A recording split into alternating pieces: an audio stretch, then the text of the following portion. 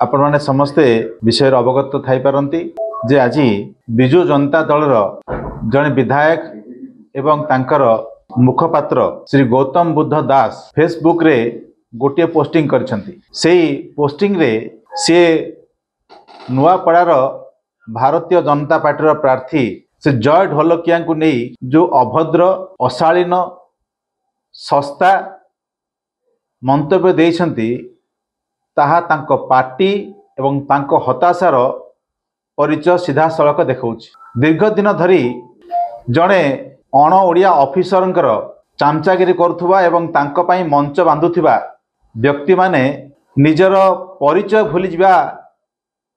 जो परिचय जो तांकर हताशा भाव अछि से आज तांकर मन को कोनोसी ना कोनोसी जगह रे तांको रिफ्लेक्ट करूछि, तांको ऊपर प्रतिफलन करूछि। गोटे समुदाय को नहीं ता ऊपर अशालीन मंतव्य करिबा एहा राजनीतिक भद्रामीर सबुठारु नीच स्तर रे आज पहुंची।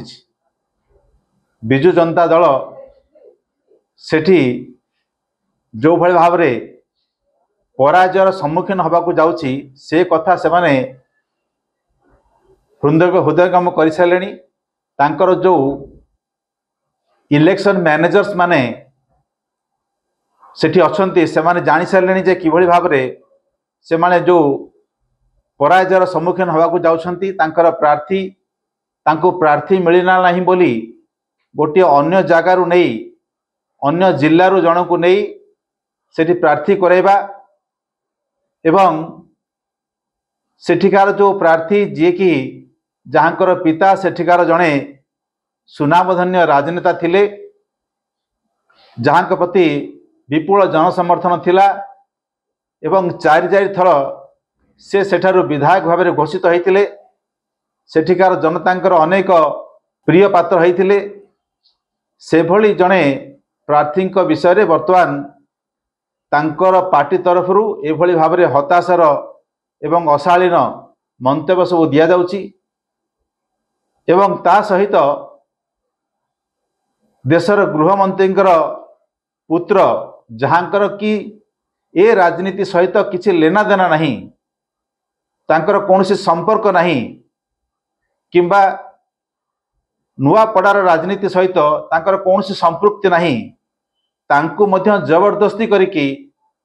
तांको नाँ को सेठी टाणी निया जाउची एवं तांको प्रति मध्य खराब मंतव्य को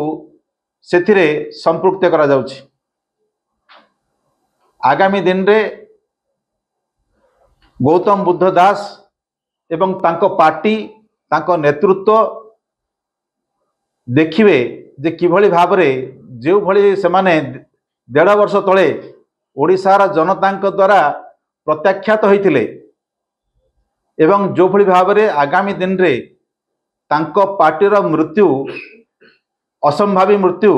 से देखिया अनिवार्य मृत्यु को से देखि आसुछंती देखुछंती निश्चित भाव रे तार इंग्रेजी जो आम कहे last nail in the coffin Biju Janata दलर कॉफिन रो शेष कंटाटी से दिन ही पिटा हबो एवं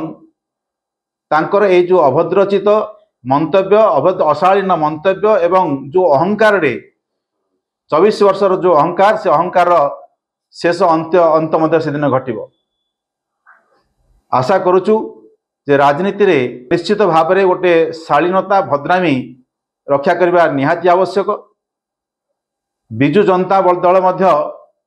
बीजेपुर रे निजे उदाहरण करिछि, प्रथम उदाहरण करथिले जे किभली भाव में प्रार्थी चयन करिबारे सेमानकर भूमिका थिला, किंतु सेतेबेले भारतीय जनता पार्टी याकू नेकी कौनसी प्रकार मंतव्यबाजी किंबा बयानबाजी करनथिला। प्रार्थी को पार्टी हेबे ताहा से पार्टीर से व्यक्तिर निजस्व पसंद एवं से पार्टीर निजस्व मत,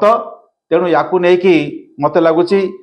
जदि बिजु जनता दलर यह मंतव्य ताहले निश्चित भाव में सेमाने जो भली